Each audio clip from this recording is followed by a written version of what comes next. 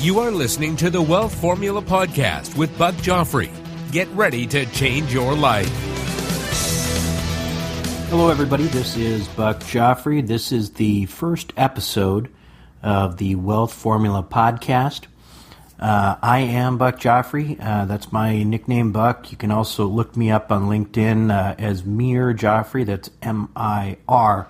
Anyway, I go by Buck, and that's what we'll go by on this show. So, anyway, this is the inaugural show of the Wealth Formula Podcast, and it's always kind of funny with the first podcast or anything that you do for the first time, in part because you know that nobody's really actually listening on the other end. But I know from my own experience listening to podcasts that after I start liking something, I will go back to the earlier shows and see what I've missed. So hopefully that's really what you're going to be doing. Anyway, so I wanted to start out a little bit by telling you, what exactly this podcast is going to be about and why I am doing it. So the Wealth Formula Podcast, my intention is really to create a podcast that delivers really useful financial education for people who actually already have money. And the reason I think this is important is that there are lots of financial shows out there and radios and lots of books you can get. But a lot of times they're really focusing on, people who don't really have money or trying to get out of, escaping the cubicles, as I've heard it referred to, and so on and so forth. Not that there is anything wrong with this, but the problem that I found in my own attempts to try to create, get some financial education as a professional was that, a lot of it really didn't pertain to me. I am a physician by practice, although I've done significantly different things, including some entrepreneurship and some investing in real estate, etc. But, along the way, I needed to teach myself this stuff because nothing in medical school taught me anything about investing and so on and so forth.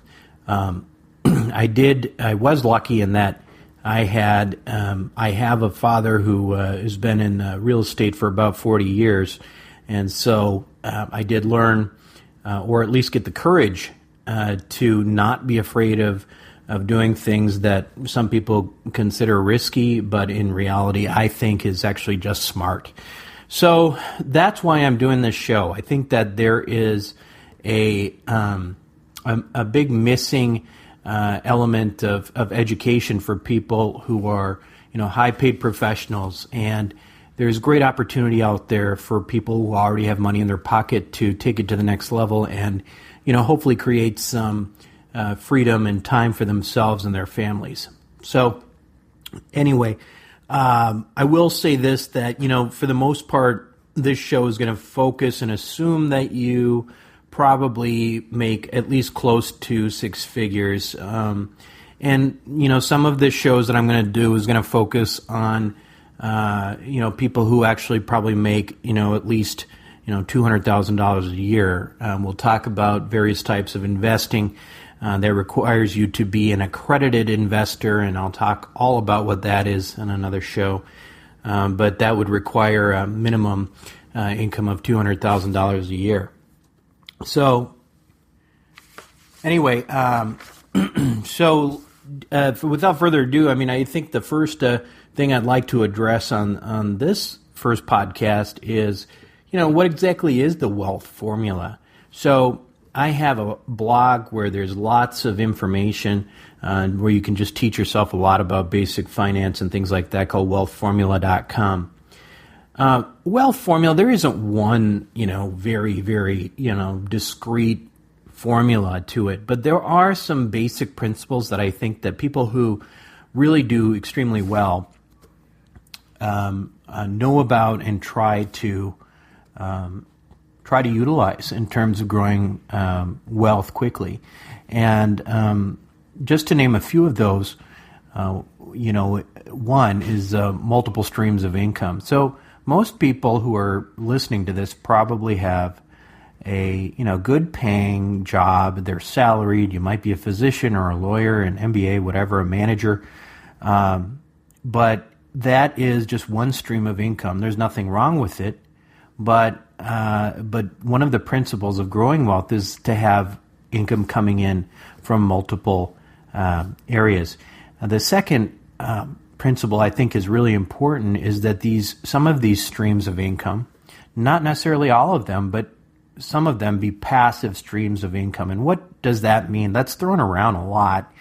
Passive streams of income, in my book, are basically streams of income that are really not dependent on your time. They're investments that you've made, and you may have, if you've ever read Robert Kiyosaki's Rich Dad, Poor Dad, he talks about the money working for you as opposed to you working for money, and that's what passive income is. It's using the money, your hard-earned money, from whether that's your medical practice or your law practice or whatever, and investing it appropriately, aggressively, but safely, so that it works hard without you, so that you're not always trading in time for money.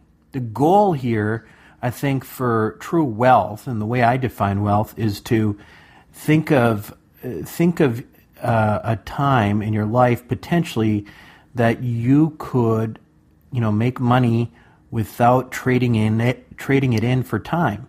That's the ultimate goal. It doesn't mean you're not going to work then. But what it does mean is that, you can take off for a month or whatever and not worry that since you're not putting any time in, you're not making any money. I know that there are a lot of people out there. I have a lot of friends who make a lot of money. They might make $300,000 a year or something like that, but they work their tails off.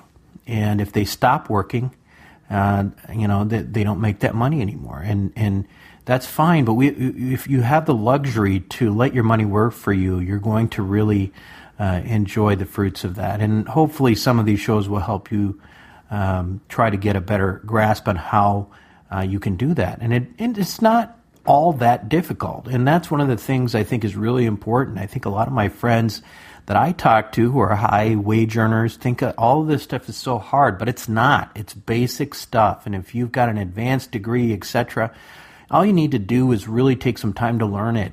And there's no reason why you can not, there's no reason why you can't safely, create a better lifestyle for yourself. So the next principle in my mind for the wealth formula is leverage. Now, leverage is considered by some a four-letter word, right? So basically, it's using OPM or other people's money, meaning, for example, if you buy some real estate, the mortgage on the mortgage that you have, whether it's your house or somebody else's, or like an apartment building or something like that, you don't pay all cash for that.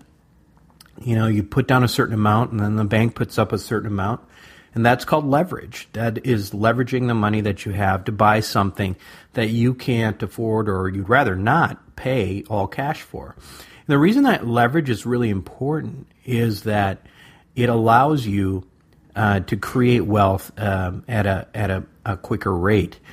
For example, I have a strong interest in real estate, and we often talk about something called a cap rate when you look at real estate.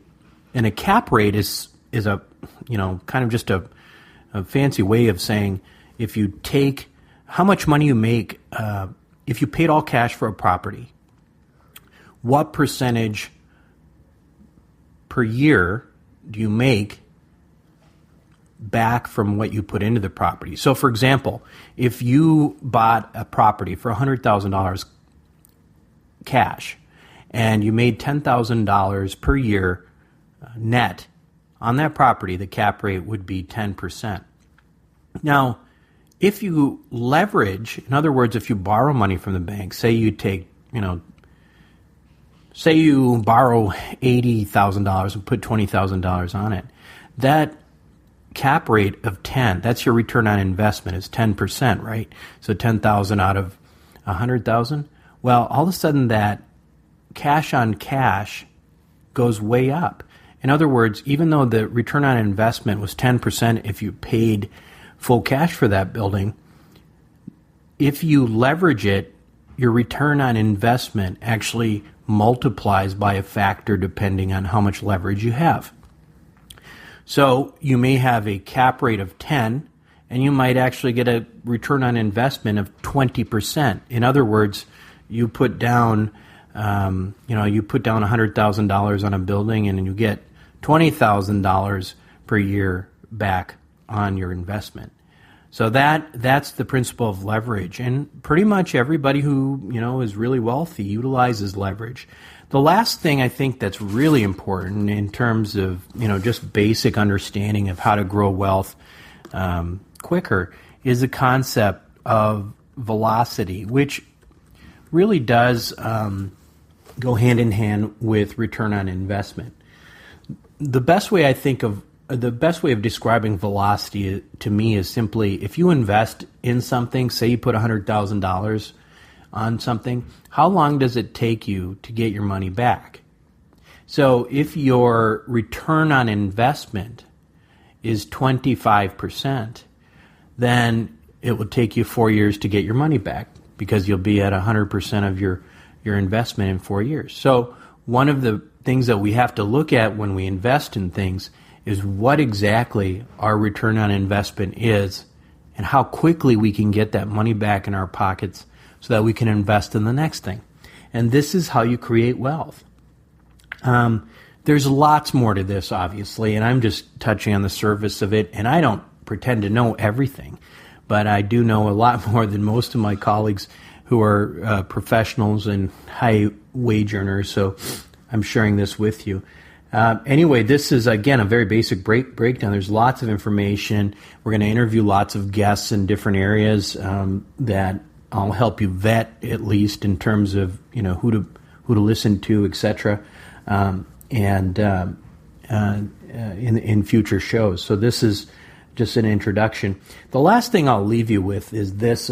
One thing I want to do in every show is try to give you something to look at and think about as you look at your own investments or your own financial situation, and that is just a quick lesson. And the one I'm going to tell you about today I think is really useful, actually. And many of you might know this, but it's called the Rule of 72. So the Rule of 72 is really handy because you can get an idea. This goes along with the whole concept of velocity, that how long does it take you if your return on investment and percentage is a compound interest, how long it will take you to actually make all of your to double your money.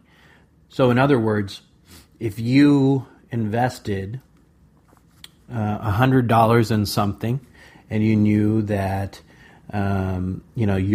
say you had a 9% compounding interest on whatever you invested in, you would say 72 divided by 9, and that'll show you that it's 8 years. So it will take you 8 years to double your money from $100 to $200. So again, that's the Rule of 72. And anyway, that's just a little handy tool, and hopefully you'll listen to more of my shows as we go on. It's going to have a fairly loose format. Some of these shows are going to be longer. Some of them are going to be shorter. Some of them are going to be interviews. Some of them are going to be just me telling you about things that I know about or I've heard about. So I hope this is useful to you. Basic financial education stuff, you can always go to the blog at wealthformula.com and check that out. I have to warn you that I've changed the name of the blog a couple times. It was called poordoctor.com initially, and then a bunch of people told me, it sounds so negative to be poor doctor, and it sounds like you're only talking to doctors, which I'm not. So then I changed it. I changed it to wealthformulapro.com because I liked Wealth Formula, but then that wasn't available. So I got Wealth Formula Pro for professional.com, and then now I'm changing it again to wealthformula.com because I finally was able to get that domain name. So I'm going to stick with that. Anyway, this is Buck Joffrey, hopefully you've enjoyed this, and I'm really looking forward to sharing with you and learning with you as we move into other shows in the future. Thanks for listening. Thank you for listening to the Wealth Formula Podcast. Visit us on the web at wealthformula.com. The information contained in this podcast are opinions, not fact. As always, consult your own financial team before making any investment. See you next time.